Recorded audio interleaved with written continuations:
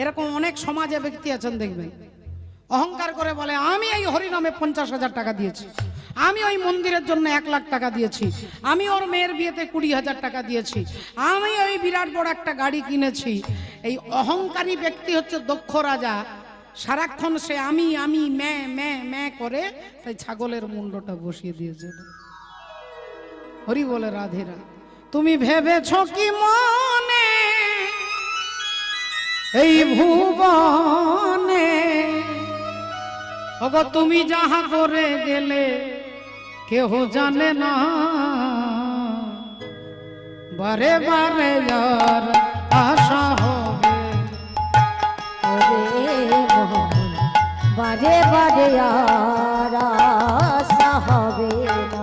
তুমি ভেবেছ কি মনে এই ভুবনে, ভেবেছ কি মনে এই ভুবনে, ওগো তুমি যাহা করে গেলে কেহ জানে না, বারে বারে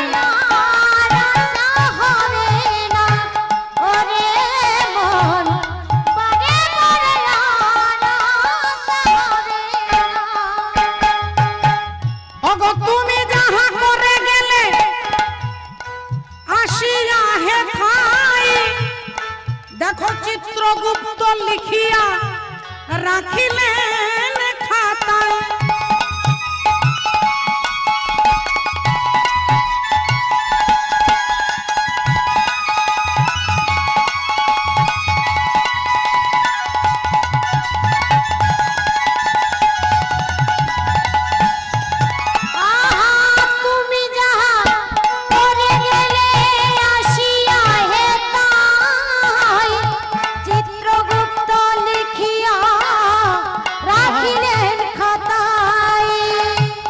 বিচার করিবে সেই দেবতা, বিচার করিবে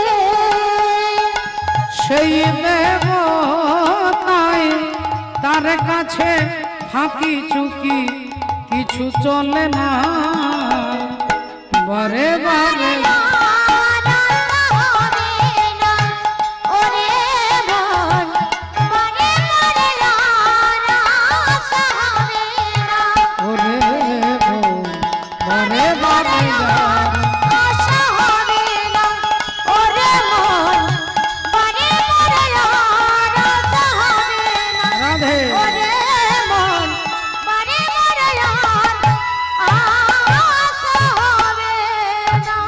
ভক্তিমতী মায়েরা দক্ষ প্রজাপতি শিব ঠাকুরের কাছে ক্ষমা ভিক্ষা পেয়ে চলে গেলেন।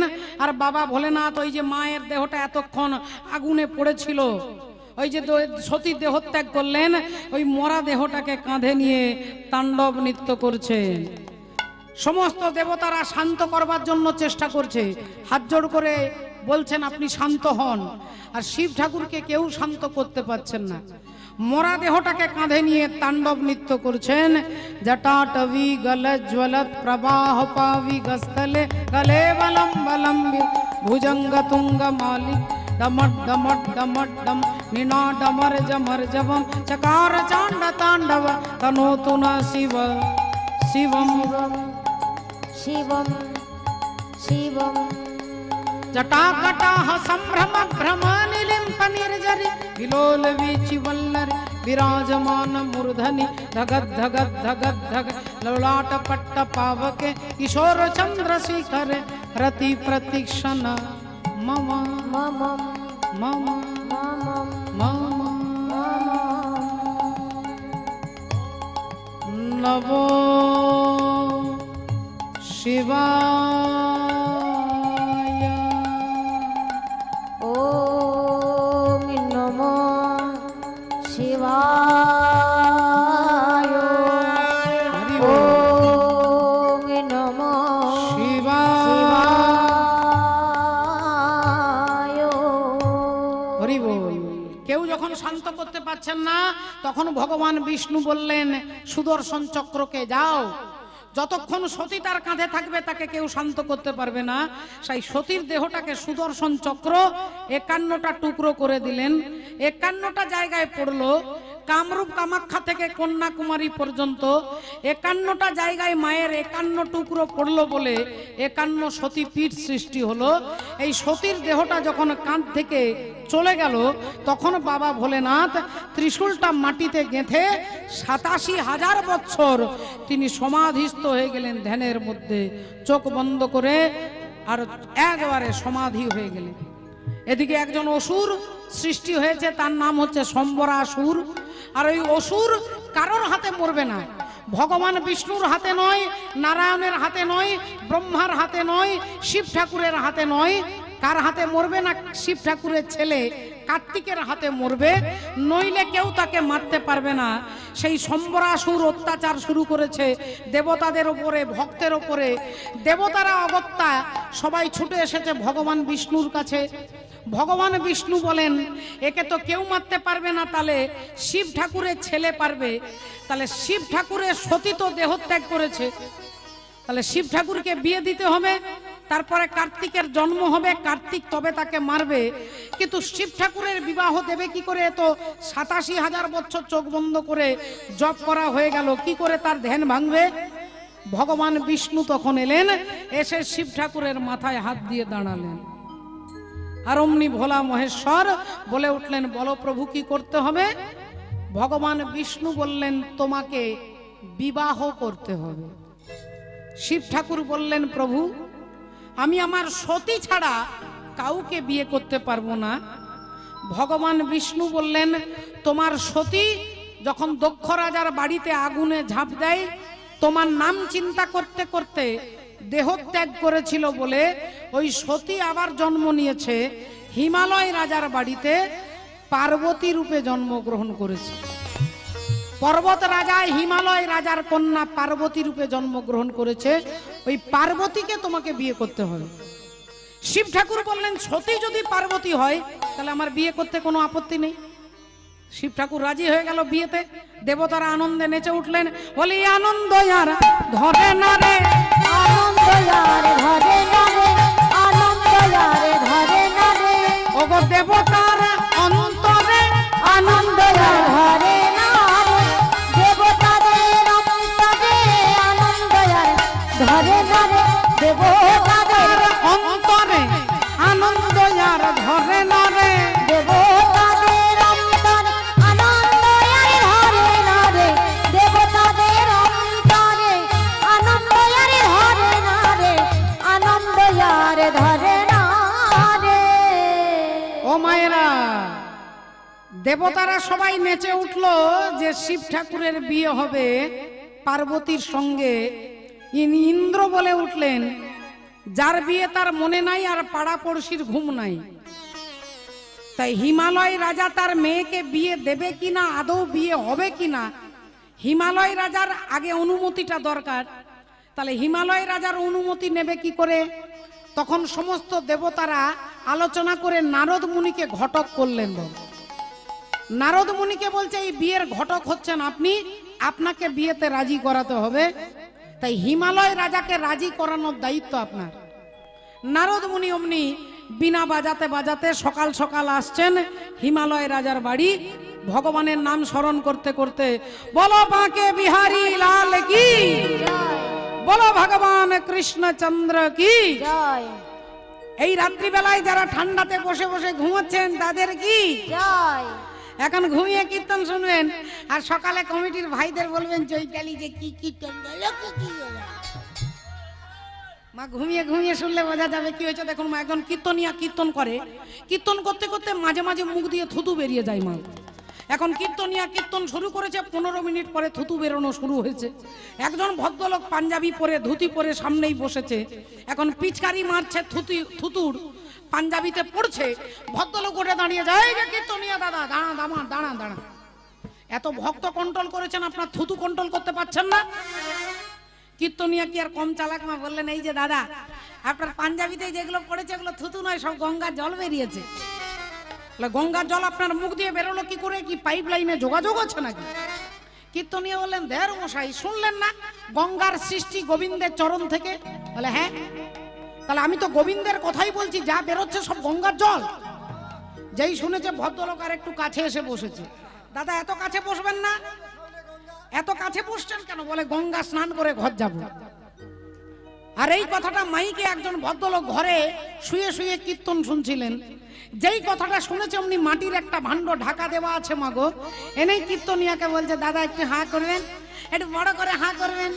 কীর্তনিয়া ভাবছে ঠান্ডায় মনে হয় নলেন গুড়ের সন্দেশ বেরিয়ে গেছে, একটু বড় করে হাঁ করবেন দাদা। যেই কীর্তনিয়া হাঁ করেছে অমনি ভদ্রলোক এক মুঠো ছাই তার মুখের মধ্যে ঢুকিয়ে দিয়েছে। কীর্তনিয়া রেগে ফায়ার, মশাই আপনি আমার মুখে ছাই দিলেন কেন? ভদ্রলোক বললেন, মুখ সামলে কথা বলবেন, এগুলো শুধু ছাই নয়। তাহলে? বলে আমার মা যখন মারা যায়, মারা যাবার আগে বলেছিলেন, বাবা আমি মরে গেলে আমার অস্থিটা গঙ্গায় দিয়ে আসবি। তা 3 বছর আগে মারা গেছে। 3 বছর আগে লকডাউন, ট্রেন বন্ধ, বাস বন্ধ, সবই বন্ধ। গঙ্গায় যাব কি করে? আপনার মুখে যখন গঙ্গা, আপনার মুখের মধ্যেই ঢুকিয়ে দিয়েছি। রাধে।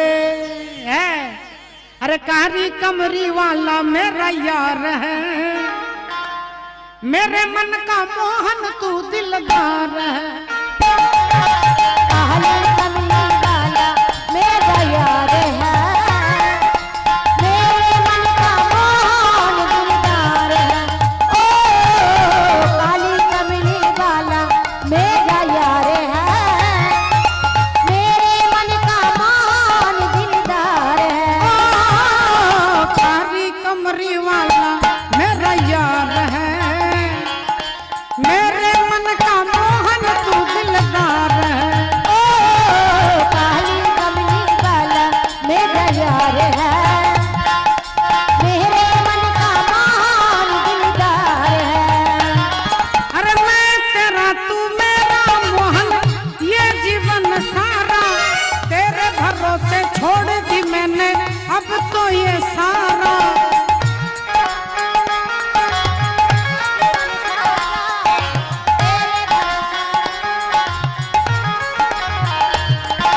मैं तेरा तू मेरा मोहन, ये जीवन सारा तेरे भरोसे छोड़ दी मैंने अब तो ये सारा। अरे मुश्किल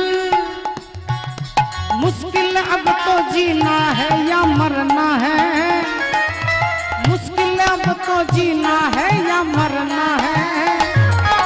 मेरे मन का मोहन तू दिलदार है।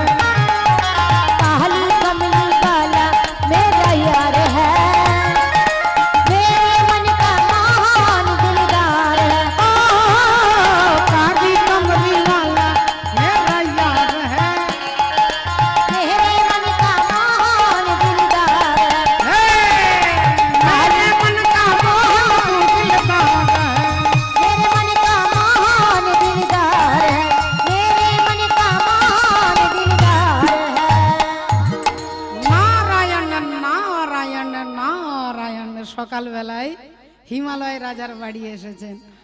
রাজা হিমালয় বৈষ্ণবকে সকালবেলায় বাড়িতে দেখে চরণ ধুইয়ে দিয়ে প্রণাম করে ভেতরে এনে জল শরবত দিয়ে এবার বলছেন হিমালয় রাজা, কি ব্যাপার আপনি? নারদ মুনি বললেন, না এদিক দিয়ে যাচ্ছিলাম, ভাবছিলাম একবার দেখা করে যাই। তা ভালো আছেন তো? হ্যাঁ ভালো আছি। না না ভালো আপনি নেই, আপনার মুখ দেখেই বোঝা যাচ্ছে আপনি একটা টেনশনে আছেন। হিমালয় রাজা বললেন, ঠিকই ধরেছেন, ঠিকই ধরেছেন আপনি। আমার আসলে একটা মেয়ে আছে, আর মেয়েটার জন্য একটা ভালো পাত্র খুঁজছি, কিন্তু উপযুক্ত পাত্র খুঁজে পাচ্ছি না। নারদ মুনি বললেন, আপনার একটা ভালো মেয়ে আছে আর আমার হাতে একটা ভালো ছেলে আছে, একটা ভালো পাত্র আছে, বিয়ে দেবেন? বলে কি নাম? আপনার মেয়ের নাম কি? না আমার মেয়ের নাম পার্বতী। বলে আমার হাতে যে ছেলেটা আছে তার নাম হচ্ছে বাবা বিশ্বনাথ। বললেন পার্বতী আর বিশ্বনাথ একবারে রাজ্যটক মিলে যাচ্ছে, একবারে রাজ্যটক মিলে যাচ্ছে। আচ্ছা ঠিক আছে, তা আপনি কিছু মনে করবেন না, মানে ছেলেটার বয়স কত হবে? আমার মেয়ে কিন্তু 14 বছর বয়স। 14 বছর বয়স। ছেলের কত বয়স হবে? মেয়ে আমার একবারে কচি। নারদ মুনি বললেন, আপনার মেয়ে যেমন কচি, জামাই আপনার মেয়ের থেকেও আরো কচি, একটাও চুল কালো নেই। এখন হিমালয় রাজা ভাবছে তাহলে খুব ভালো কথা, ভালো ছেলে পেয়েছি। বললেন তা জামাই যে হবে তা তিনি একটু বিখ্যাত টিখ্যাত হবে তো? বিখ্যাত মানে একবার স্বর্গমর্ত পাতাল বিখ্যাত, স্বর্গমর্ত পাতাল বিখ্যাত আপনার জামাই যে হবে। বলেন তাহলে তো খুব ভালো হয়, কি আনন্দ লাগছে, কি আনন্দ লাগছে, আপনাকে কি করে বলবো। আচ্ছা জামাইয়ের কোনো কোয়ালিটি আছে, গুণাগুণ? বলে এমন একটা গুণ আছে হাওড়া মেদিনীপুর এই গোটা জেলার মধ্যে এরকম কোনো গুণ কোনো জামাইয়ের নেই। বলেন কি গুণ আছে? বলে আপনার যিনি জামাই হবে তার ভিতর আর বাহির সমান। বলেন তাহলে ওই ছেলেটার সঙ্গে আমার মেয়ে পার্বতীর বিয়ে হবে। এই শিব চতুর্দশীর দিনে পার্বতী আর বিশ্বনাথের বিয়ে ঠিক করে দিলেন। বিবাহের ফাইনাল করে নারদ মুনি দেবতাদের জানিয়ে দিলেন। দেখতে দেখতে সবাই জেনে গেল শিব চতুর্দশীতে বিয়ে হবে। দেবতারা বরযাত্রী যাবে, মুনি ঋষি বরযাত্রী যাবে, ভূত প্রেত ব্রহ্মদৈত্যী সবাই বরযাত্রী যাবে। এখন সবাই আনন্দে অপেক্ষা করছে। দেখতে দেখতে শিব চতুর্দশীর দিন দেবতারা দামি দামি ধুতি পাঞ্জাবি গয়না মুকুট পরে আসছে বরযাত্রী। এসে দেখছে বাবা ভোলেনাথ দিব্যি দিগম্বর দাঁড়িয়ে আছে। বলেন কি ব্যাপার, আজ বিয়ে করতে যাবেন, কিছু পরেননি কেন?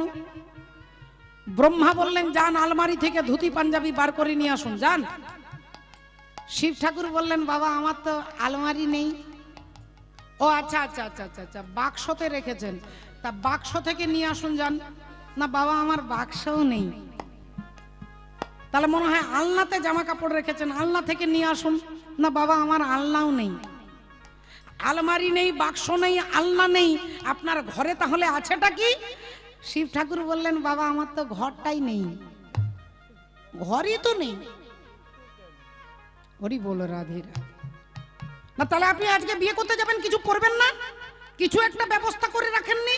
বলেন রাগ করবেন না, মাথা গরম করবেন না, একটা বাঘ ছাল পড়ে আছে, তো যান ওই বাঘ ছালটাকে নিয়ে আসুন। এখন বাবা ভোলেনাথ বাঘ ছালটাকে ঝেড়ে দিচ্ছে, ধুলো পড়ে আছে তো। বাঘ ছাল কোমরে জড়াচ্ছে, ততবার খুলে যাচ্ছে, ভারী বাঘ ছাল খুলে যাচ্ছে। তা পবন দেবতা বলছে কোমরে একটা দড়ি বাঁধুন, দড়ি বাঁধুন একটা, নইলে থাকবে না। শিব ঠাকুর বললেন বাবা আমার ঘরে তো দড়িও নেই। তাহলে বাঘ ছালটাকে ধরবেন কি করে? বললেন দাঁড়ান একটা ভালো আইডিয়া পেয়েছি। একটা মোটা সাপ এনে কোমরে জড়িয়ে দিয়ে বলছে হ্যাঁ রে বাবা তোকে আমি গ্যারেন্টি দিচ্ছি তোর খাবারের ব্যবস্থা করে দেব, তুই শুধু এই বাঘ ছালটাকে ধরে রাখ বাবা, ছাড়বি না। সাপ বলছে বাবা আপনি যেমন গ্যারেন্টি দিচ্ছেন আমি LIC কোম্পানির গ্যারেন্টি দিচ্ছি, LIC কোম্পানির গ্যারেন্টি দিচ্ছি যে আমি আপনার বাঘ ছাল ছাড়বো না যতক্ষণ বেঁচে আছি। কোমরে সাপ, গলায় সাপ, হাতে সাপ, কানে সাপ, মাথায় সাপ, সাপের গয়না পরেছেন। অথচ শিব ঠাকুরের শিষ্য হচ্ছে রাবণ রাজা, যার বাড়ির প্রতিটা ইট সোনা দিয়ে তৈরি। শিষ্যের বাড়ি সোনা, গুরু সাপের গয়না পরেছে। তো দেবতারা বলছে আপনি কোনো গয়না পরবেন না? বলে না। কেন? বলে সোনা হচ্ছে এমন একটা বস্তু যার বেশি থাকে সে অহংকারে ফুলে যায়, আর যার থাকে না সে হিংসায় জ্বলে যায়। তাহলে একটাই ধাতু একজনকে ফোলায় আর একজনকে জ্বলায়, সেই বস্তু আমি অঙ্গে ধারণ করতে পারবো না। আর তাহলে ঠিক আছে আপনি বিয়ে করতে যাবেন, ভালো সেন্ট টেন্ট পাউডার টাউডার রেখেছেন তো? বলেন হ্যাঁ কালকেই একটা ব্যবস্থা করেছি, কালকেই একজন মারা গেছে তার গরম ছাইটা কৌটোর মধ্যে ঢুকিয়ে রেখেছি, ছাইটাকে গোটা গায়ে মেখেছে। কেন ছাই মাখছেন? বলে আপনার দেহটা যতই দামি হোক না কেন, আপনি বড় নেতা মন্ত্রী ডাক্তার মাস্টার কীর্তনিয়া যেই হন না কেন, এই দেহটার অন্তিম পরিণতি কি? বলে অন্তিম পরিণতি হচ্ছে এক মুঠো ছাই। এই তো জীবন, হিংসা বিবাদ লোভ ক্ষোভ বিদ্বেষ চিতাতেই সব শেষ হয়, চিতাতেই সব শেষ। এই তো জীবন। ছাই ভস্য মেখেছে, সাপের গয়না পরেছে, বাঘ ছাল পরেছে, এবার ষাঁড়ের পিঠে চেপে আর আনন্দে নাচতে নাচতে বিয়ে করতে যাচ্ছেন।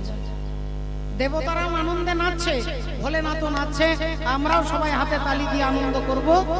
ভোলেনাথ যাচ্ছে, বাম বাম বাম বাম ভোলে ও বাবা চলে হেলে দুলে,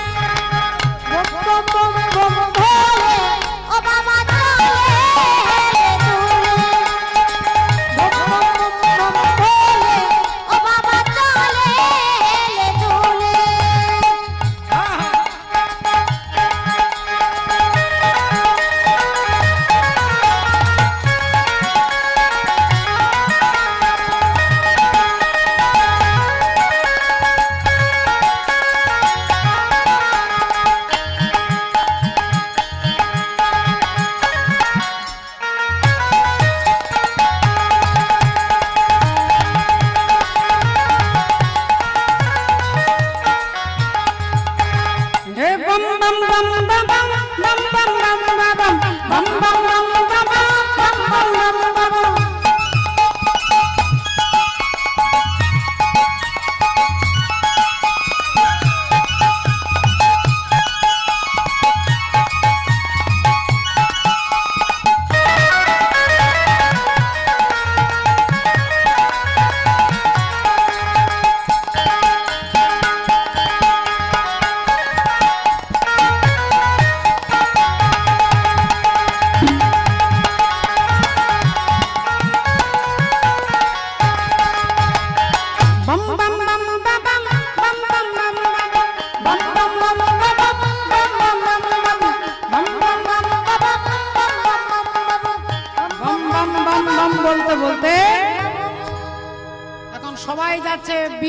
বরযাত্রী যাচ্ছে, দেবতারা ঋষি মুনি সব যাচ্ছে ভালো ভালো জামা কাপড় পরে, ভূতেরা যাচ্ছে সবার পেছনে অন্ধকারে।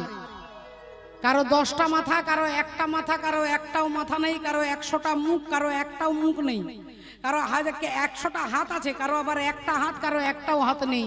কেউ ফুটবলের মতো গড়াতে গড়াতে আসছে, কারো মুন্ডটাই নেই।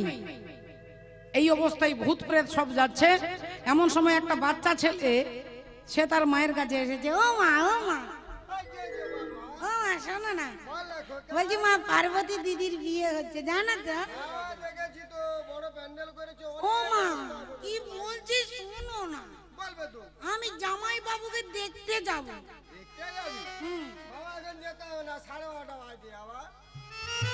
না যাবো, ও মা তুমি দরজাটা খুলে দাও না, আমি যাবো। আমার আসতে দেরি হবে, এত কিছু দেখবো তারপরে আসবো, দরজাটা খুলে দাও। ও আমার যাবো বলছি তো, আর বলছি তো যাবো, যা আমি তো বলছি যাবো। মা বললো তাহলে তাড়াতাড়ি আসবি, ছেলে বলছে 1 ঘন্টা দেরি হবে তারপরে আসবো। দরজা খুলে দিয়েছে, ছেলে ছুটে যাচ্ছে বরযাত্রী দেখতে। সব যাত্রী এগিয়ে গেছে, ভূতেদের লাইনটা আসছে, ভূতেদের লাইন আসছে। কেউ এক পায়ে লাফাতে লাফাতে, কেউ গড়াতে গড়াতে। ছেলে যেমন গেছে তেমনি ছুটে এসেছে। মা বলল কিরে 1 ঘন্টা দেরি হবে, তা গেলি আর এলি? ছেলে বলল তো ঠাকুর দাদার কপাল ভালো, তোর সঙ্গে আমার দেখা হলো। বললেন কি রে কেমন জামাই বাবু দেখলি? তাহলে যা দেখেছি মা আর বলতে পারবো না। না মা বলতে ভয় করছে। বলবো? अरे बाप रे बाप, बड़े बड़े भूत प्रेत बड़े बड़े साप। बाप रे बाप, बड़े बड़े भूत प्रेत बड़े बड़े साप। बाप रे बाप, बड़े बड़े भूत प्रेत बड़े बड़े साप। अरे कोई अनके हाथ है कोई अनके नहीं, कोई अनके हाथ है कोई अनके नहीं, कोई अनके हाथ है कोई अनके नहीं। बाप रे बाप, बड़े बड़े भूत प्रेत बड़े बड़े साप। बाप रे बाप, बड़े बड़े भूत प्रेत बड़े बड़े साप। बाप रे बाप, बड़े बड़े भूत प्रेत बड़े बड़े साप। बाप रे बाप, बड़े बड़े भूत प्रेत बड़े बड़े साप। এইদিকে দেবতারা ভাবছে বর যেভাবে সেজে যাচ্ছে, মেয়ের বাড়ির লোকজন যদি এভাবে বরকে দেখে তাহলে খাবার প্যান্ডেলে আগে লকডাউন হবে। তাহলে আগে খাওয়া দাওয়াটা সেরে নি, বিয়ে হতেও পারে নাও হতে পারে, কোনো গ্যারেন্টি নেই। এখন দেবতাদের আগে খাওয়া দাওয়া হয়ে গেছে, মুনি ঋষিদের সেবা হয়ে গেছে, এবার ভূতেরা খাবার প্যান্ডেলে বসেছে। এখন ভূতেরা যখন বসেছে, যিনি প্রথমেই আনন্দে পাতা দিতে ঢুকেছে, পাতা দিতে গিয়ে তিনি কেলেঙ্কারিতে পড়েছে। যার 10টা মাথা তাকে কটা পাতা দেব, আর যার একটাও মাথা নেই সে বলছে দাদা এখানে পাতাটা দিয়ে যান। যিনি ভাত নিয়ে যাচ্ছে তিনি আর ডাল নিয়ে যাচ্ছে না, বাইরে থেকে তরকারির বালতিটা ধরিয়ে দিয়ে বলছে তরকারিটা দে। বললেন আমি দেবো না, তুই দে। আরে তুই তো ডালটা দিলি, তরকারিটা দে। বললেন তুইও যা, যে একবার যাবি সে আর দুবার যাবি না। কোন রকমে কেলেঙ্কারি করে ভূতেদের খাওয়া দাওয়া হয়েছে। এইবার এইদিকে হিমালয় রাজা ঘটক মশাই নারদ মুনিকে নিয়ে দাঁড়িয়ে আছে। আপনার কথাতে বিয়ে ফাইনাল করেছি, জামাইকে এখনো চোখে দেখিনি, আপনি দেখিয়ে দেন কোনটা আমার জামাই। এখন রাধে রাধে ভক্তিমতী মায়েরা, সব দেবতারা দামি দামি জামা কাপড় গয়নাগাটি পরে আছে। এখন হিমালয় রাজা ওই দেবরাজ ইন্দ্রকে দেখে বলছে মনে হয় ওই ছেলেটা আমার জামাই না, কি সুন্দর দেখতে, কি কি সুন্দর দেখতে, ওই ছেলেটা মনে হয় জামাই। নারদ মুনি বললেন, ধর্মশাই উনি জামাই হবে কেন? উনি তো আপনার জামাইয়ের বাড়িতে জল সাপ্লাই করে। বললেন, ও মা গো, যে ছেলেটা জল দেয় সে যদি এত সুন্দর, তাহলে জামাই কত সুন্দর হবে। ও মা একটুক্ষণ পরে এবার পবন দেবতাকে দেখে বলছে, ওই ছেলেটা আমার জামাই, ওই যে কি সুন্দর দেখতে। নারদ মুনি বলেন, ডাক্তারি উনি আপনার জামাই নয়, উনি তো আপনার জামাইকে হাওয়া করে। বলি, ও মা গো, যে ছেলেটা হাওয়া করে সে এত সুন্দর, জামাই কত সুন্দর হয়।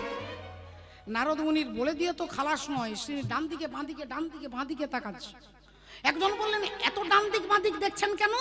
নারদ মুনি বললেন, না দেখছি কোন দিক দিয়ে এবার ছুটে পালাবো আর কি, কারণ এরপরে তো অরিজিনাল জামাই আসবে, আর অরিজিনাল জামাই এলে একটাও লাঠির নিচে পড়বে না, সব আমার পিঠে পড়বে।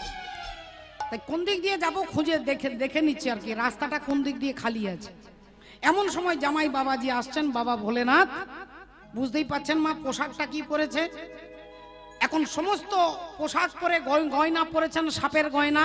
আর মেয়েরা সব জামাই আসছে, বরণ করতে যাচ্ছে, বরণের থালা নিয়েছে, থালাতে ধান আছে, দুর্বা আছে, আতপ চাল আছে, সুন্দর করে মিষ্টি আছে, চন্দন আছে, প্রদীপ আছে।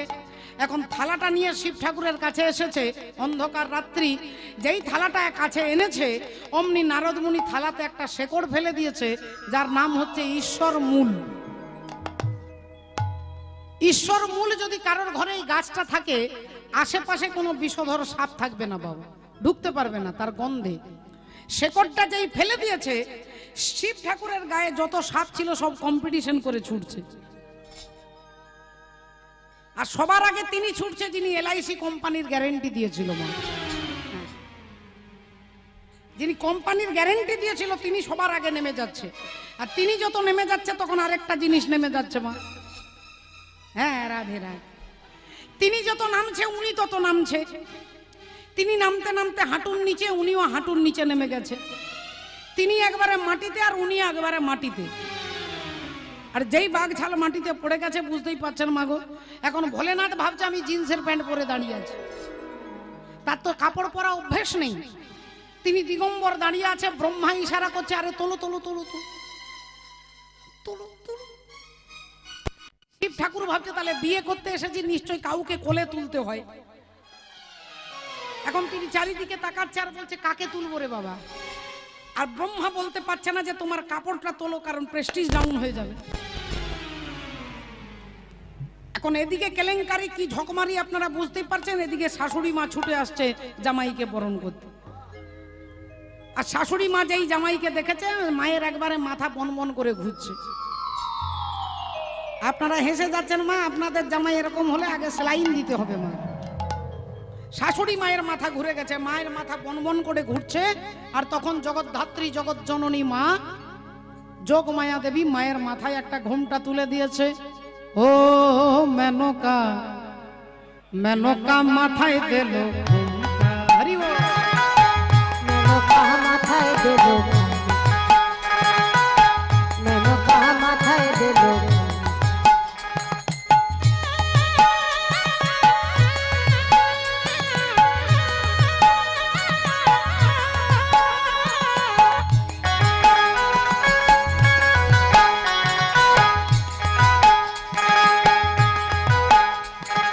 বেছে বেছে করলি জামাই, বেছে বেছে করলি জামাই, তুই বেছে বেছে করলি জামাই। ল্যাংটারে ল্যাংটারে ল্যাংটারে ল্যাংটা, মেনকা মাথায় দিল, মেনকা মাথায় দিল ঘোমটা, মেনকা মাথায় দিল ঘোমটা।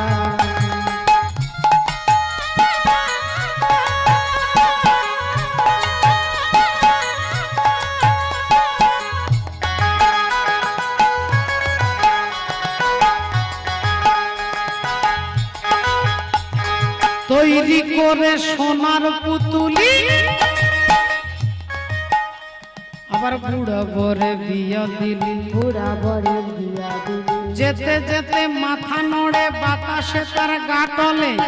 মেনকা তোর জামাইয়ের দেখি হাতির গলার ঘন্টা রে ঘন্টা, ঘন্টা রে ঘন্টা, মেনকা মাথায় ঘন্টা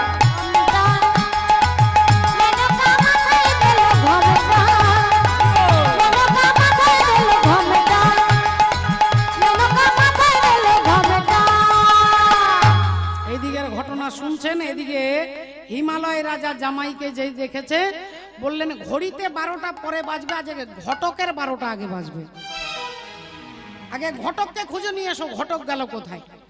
নারদ মুনিকে সবাই খুঁজে এনে দাঁড় করিয়েছে। হিমালয় রাজা বলে উঠলেন, আপনি আচ্ছা তো আমার সঙ্গে চিটিংবাজি করছেন? আপনি এই ছেলেটাকে আমার জামাই করেছেন? আমার মেয়ে বলেছি আমি কচি, আর এ আপনার কচি জামাই? এ তো একটাও চুল কালো নেই, আবার 25 কেজির ভুঁড়ি আছে। এই ছেলেটার সঙ্গে আমি আমার মেয়ের বিয়ে দেবো? আপনি এত বড় মিথ্যে কথা বলেছেন কেন? আপনি বলছেন কচি,